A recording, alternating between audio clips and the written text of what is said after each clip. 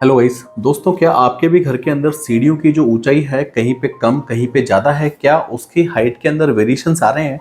आपके civil construction का अगर वर्क चल रहा है और आप अगर इस चीज़ के ऊपर बिल्कुल भी ध्यान नहीं दे रहे हो दोस्तों, तो आप ये मान के चलो कि फ्यूचर में चल कर के जब फ्लोरिंग की स्टेज पे आप पहुंचोगे, आपके जो स्टेप्स की ऊंचाई है उसको लेकर के काफ़ी बड़ी प्रॉब्लम आपके सामने निकल करके सामने आएगी। दोस्तों, अगर आप भी इस प्रॉब्लम से बचना चाहते हैं तो आज का जो वीडियो है जो स्टेयरकेस के ऊपर पूरा होने वाला है उसको पूरा लास्ट तक वॉच कीजिएगा। पूरी जानकारी, पूरी डिटेलिंग आज इस वीडियो में आपको मिलने वाली है। पता है राइजर की कैलकुलेशन को करने का क्या तरीका है, क्या इसका प्रोसेस है, पूरी जानकारी आज इस वीडियो में मिलने वाली है।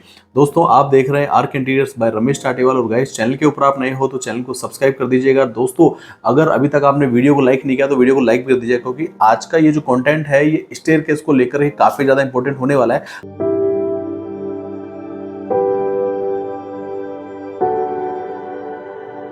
गाइस, स्टेयरकेस जो है हमारे घर का एक मेन पार्ट तो होता ही है। हमें एक फ्लोर मतलब एक लेवल से दूसरे लेवल के ऊपर ले जाने के लिए हमें स्टेयरकेस बनाने की नीड होती है। और उस स्टेयरकेस के अंदर अगर बात करें हम सीढ़ियों की जो ऊंचाई है, जिसे हम टेक्निकल लैंग्वेज के अंदर राइजर जैसे बोलते हैं। दोस्तों, अगर राइजर की कैलकुलेशन में आपने मिस्टेक कर दी तो आप मान के चलो कि आपके बिल्डिंग के अंदर जब सीढ़ियां आप चढ़ोगे तो 101% वहां पे एक्सीडेंट होने के चांस काफी ज्यादा बढ़ जाते हैं। क्योंकि जब हम एक लेवल से दूसरे लेवल पर चढ़ते हैं तो हमारा जो पाँव है वो उसकी हाइट को एडजस्ट कर लेता है और उसके अकॉर्डिंगली वो राइजर की हाइट को पूरा मैच करते हुए चलता है। और अगर एक भी सीढ़ी की राइजर अगर ऊंचाई कम या ज्यादा होगी तो वहां पे जाकर के हमें गिरने के काफी ज्यादा चांस बन जाता है। दोस्तों, स्टेयरकेस का जो कैलकुलेशन है उसे करना बहुत ही ज्यादा आसान होता है। बस थोड़ी सी हमें इसके अंदर कैलकुलेशन का हमें ध्यान रखना है, कैलकुलेशन में कोई मिस्टेक नहीं करनी है। और ड्यूरिंग द कंस्ट्रक्शन जब आप इसको रो फिनिश में आप बनाते हो तो वहां पे भी इस कैलकुलेशन के अकॉर्डिंग आपको पूरी आपकी जो फ्लाइट स्टेयरकेस है उसको बनाना होता है। और उसके बाद में जब हम पहुंच जाते हैं सिविल स्ट्रक्चर फिनिश होने के बाद में फ्लोरिंग स्टेज के ऊपर, और वहां पे भी अगर आपने इस कैलकुलेशन को दोबारा इसको चेक नहीं किया तो आप वापस ये मिस्टेक कर सकते हो। दोस्तों, आज आपको लेके चलता हूँ एक ऐसी साइट के ऊपर जहां पे आप देखेंगे कि कैसे जो स्ट्रक्चर के अंदर वर्क हुआ उसके बाद में जो फ्लोरिंग वेंडर ने इसको कैलकुलेट नहीं किया या कैलकुलेशन से मिस्टेक हो गई तो साइट के ऊपर जो सीढ़ियों की ऊंचाई है वो नीचे तो कुछ और आ रही है और ऊपर जाके लास्ट में जो स्टेप बनता है उसकी हाइट के अंदर 2.5 इंचेस का हमें डिफरेंस मिलता है। मतलब कि लगभग 2.5 इंच से लेकिन 2.25 इंच तक सीढ़ी की जो ऊंचाई है वो ऊपर खत्म हो गई है। मतलब लास्ट की जो स्टेप है उसकी ऊंचाई खत्म हो गई है। दोस्तों, देखते हैं कि साइट के ऊपर आपको यहाँ पे देखने को मिल रहा होगा कि ये जो राइजर है जो अभी साइट के ऊपर बना हुआ है इसकी हाइट आपको क्या देखने को मिल रही है? इसकी हाइट देखने को मिल रही है 6.75 इंचेस। तो दोस्तों, ये 6.25 इंच का यहाँ पर राइजर है जिसके अकॉर्डिंग यहाँ पे इस वेंडर ने इसको कैलकुलेट करके स्टेयरकेस बनाना स्टार्ट कर दिया।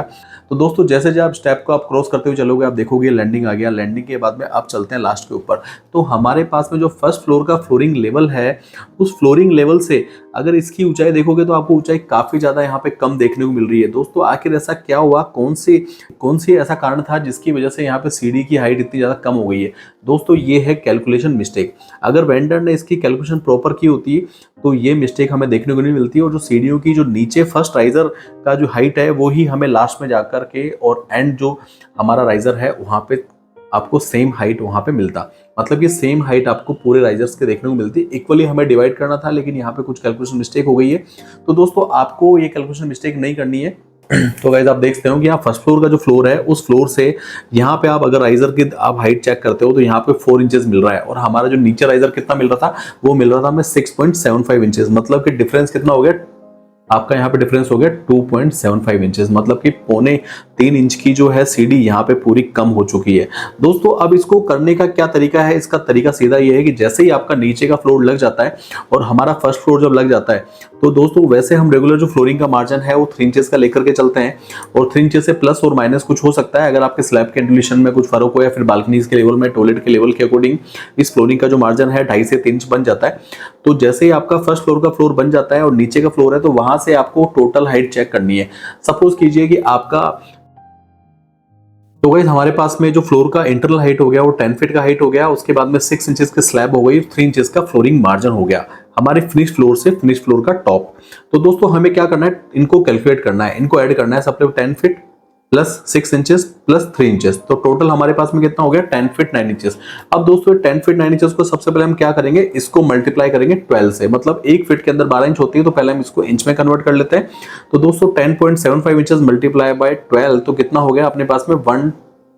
129 इंचेस, मतलब 129 इंच हमें यहाँ पे मिल जाती है। अब हमें क्या करना है दोस्तों, इसको हमें क्रिएट करना है किसके अंदर, नंबर्स ऑफ स्टेप के अंदर।